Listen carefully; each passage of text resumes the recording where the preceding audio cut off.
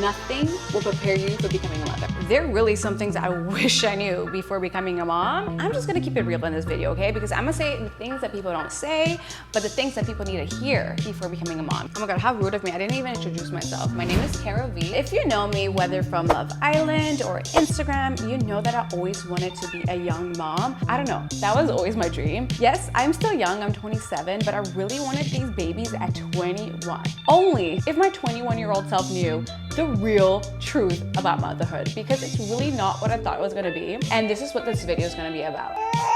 Okay, my daughter woke up. I have to go get my daughter. See, I get no breaks. And for the ones that think that I have a nanny, I don't have a nanny anymore. I am doing everything. Too much. We are back and baby girl already took my mic. I made sure I had 2 mics because I know this girl always takes my microphone. With further ado, let me get right.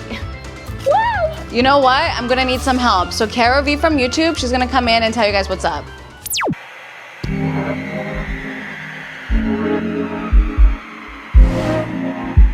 Love is not enough when it comes to having a child. Maybe for you, and I love that for you, but not for me. Like, having a man that can provide really makes the biggest difference. Like, I honestly feel like the reason why I can enjoy motherhood as much as I do is because I have a husband who's able to provide. But one thing I do want to add is that money is not more important than respect.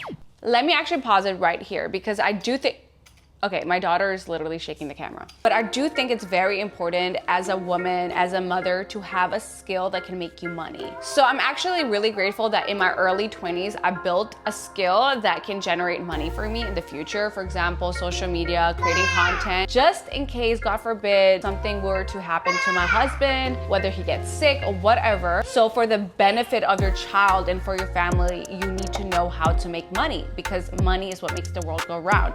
And you cannot be clueless in that. Some people think that if you become a stay-at-home mom, you have to give up your career. Yes, it's double the work because you're literally doing 2 jobs at once, but it's still doable. Anyways, I just wanted to chime in real quick, but let's continue with the video. You probably came across parents online that said, you can still travel with a baby, and they show all these amazing places that they traveled with their child.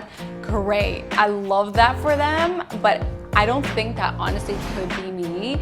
The stress, like traveling with a child is so much more stressful, you guys. It's gonna be different when they're older, when they can actually talk and, you know, communicate like a little person. That'd be different, but like with toddlers, traveling, I don't know, you guys. Get somebody else to do it because I'm not gonna do it. Unless you're like flying with a grandparent or a nanny and they can really like help you with it. But even then, my mind is not gonna be able to do all these adventurous things that I wish I'd done. So I guess the point is, if you are in your early 20s or if you're in your 20s and you don't have a child, or if you don't have a child, period, travel. Travel as much, and don't just travel to these resorts, because you can travel to a resort with your child. Travel to places where it's dangerous. Just go, book your flight, go skydiving. Thank God I went skydiving already, but do all these crazy adventurous, high risk activities. You're going to have FOMO no matter how ready you are for motherhood. FOMO is gonna be there, but the real truth is you're not missing out on anything, okay? What I realize when I look at my daughter, when I look at my husband, when I spend this quality time with my family, I'm like, this is the whole point.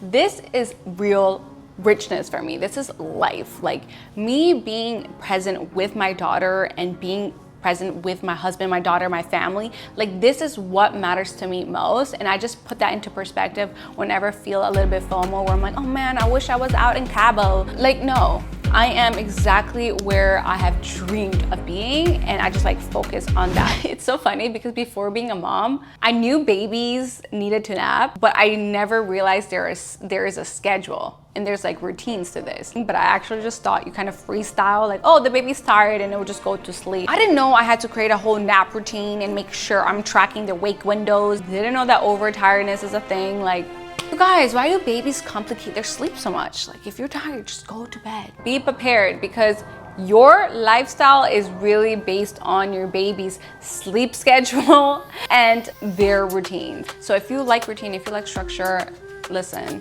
motherhood will do that for you. I really wish I could tell my 20-year-old self, get her habits straight, because she has so much free time. You do not realize how much free time you have. And I know it's gonna be the same for me right now. Like, I'm not gonna realize how much free time I have just having one child, yet alone when I decide to have another one. I'm gonna have literally even less time. So it's like, we don't realize how much time we have until we don't have it. I need to take a few bites because the truth is, I barely ate today. When you're a mom, it's about everybody else but you. So you're feeding your baby, you're cleaning your baby, you're putting baby to sleep, you're playing your baby, you're cleaning the house. And then next thing you know, you haven't eaten breakfast or you haven't eaten lunch. But anyways, let me continue with watching our video here. I really, really encourage you to find some hobbies. When you become a mom and you do have some time to pour back into yourself, you wanna have like a dopamine menu. You wanna have a menu where you can select what you can do with your time to pour back into you. When I pour back into me, it's like by me making these videos. That's how I pour back into me. When it comes to being a mom, days turn into weeks, weeks turn into months, and months turn into years. It really puts things into perspective how fast time goes when you're a mom. So the truth is, you have to really manage your time wisely because it's just gonna pass you by. If you are a people pleaser, don't feel guilty for saying no. Don't feel guilty for putting yourself first. Don't feel guilty for doing what's best for you. I used to be so afraid to hurt people's feelings, and I still have a little bit of people pleasing in me, but nothing compared to before I was a mom. And I really wish I could tell my 20-year-old self that it is actually very important to say no to people because that's the only way you're gonna be able to manage your time properly. And that is the only way you're gonna stay away from being distracted. I generally do feel like I was distracted in my early 20s. I was pouring into things that didn't really matter. And motherhood just gives you this beautiful perspective of what truly matters. And on that note, one thing that I have done correctly in my early 20s is create a circle that I'm generally proud of, a circle that I can grow with. I didn't have to go through this phase where I had to outgrow a bunch of my friends because I was able to have a circle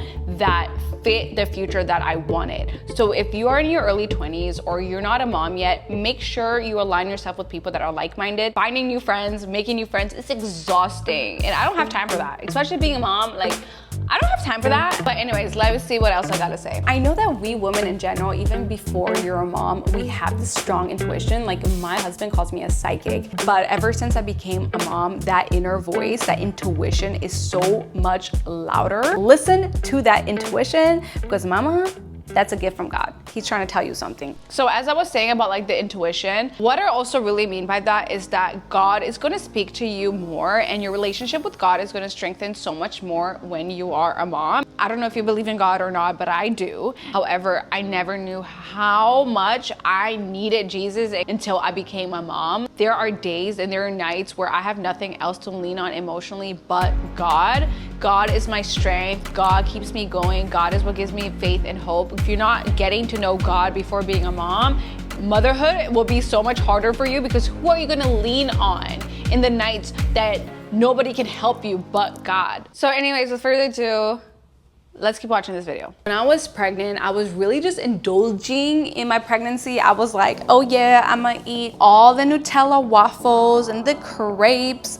Don't get it twisted. I ate a lot of fruits. I ate a lot of like veggies. Like I still was healthy, but girl, that McDonald's at 2 a.m. got it. I was just using being pregnant as an excuse to really have bad, shitty habits. And honestly, postpartum hit me really, really hard. I actually got I don't know how to say it. Diastasis recti, but the ab separation, so my abs are separated because I wasn't strengthening my core enough. I wish that I focused on building healthier habits before pregnancy, during pregnancy, so that I could have a strong foundation for postpartum. So when it comes to breastfeeding, I really had the plan to like stop after 1 year. Listen, the truth is it's super normal and common to breastfeed after a year of age.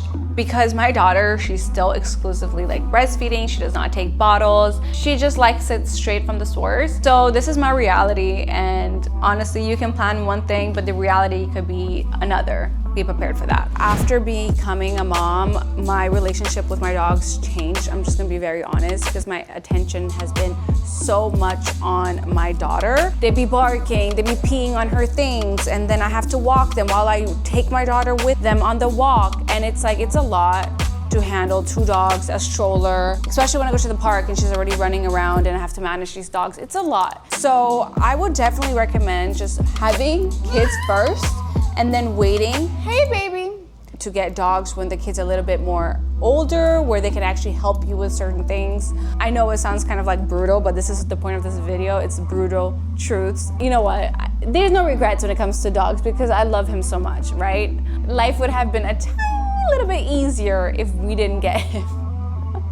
But I love you so much. You just poop and pee everywhere in the house. Just something to think about.